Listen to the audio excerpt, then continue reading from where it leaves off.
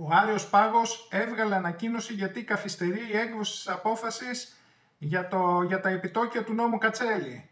Αν μπείτε στην ιστοσελίδα του Αρείου Πάγου, σήμερα, 20 Οκτωβρίου, αναφέρει σε δελτίο τύπου. Τις τελευταίες ημέρες σε δημοσιεύματα του έντυπου και ηλεκτρονικού τύπου και αναρτήσεις στα μέσα κοινωνικής δικτύωσης καταγράφονται προβληματισμοί και εικασίες σχετικά με τη διάσκεψη σε υπόθεση μεγάλου ενδιαφέροντος που συζητήθηκε την 27 Φεβρουαρίου τρέχοντος έτους και εκκρεμεί ενώπιον της Ολομέλειας του Αρείου Πάγου. Τι κάνει νιάου, έτσι. Προς αποφυγή παρεμηνιών ενημερώνουμε ότι ο λόγος για τον οποίο δεν έχει ακόμη πραγματοποιηθεί η διάσκεψη είναι ότι ο ερησής εισηγητής αντιπρόεδρος του Αρείου Πάγου βρίσκεται σε αναρωτική άδεια και για τον λόγο αυτό άλλωστε δεν μετέχει στις συνεδριάσεις του ΔΕΛΤΑ πολιτικού τμήματος στο οποίο προεδρεύει. Επαναλαμβάνουμε δε ότι ο εισηγητής δεν έχει παραδώσει ακόμη την εισήγησή του επί της ανωτέρω υποθέσεως στους μετέχοντες στην Ολομέλεια δικαστικούς λειτουργούς. Αυτά.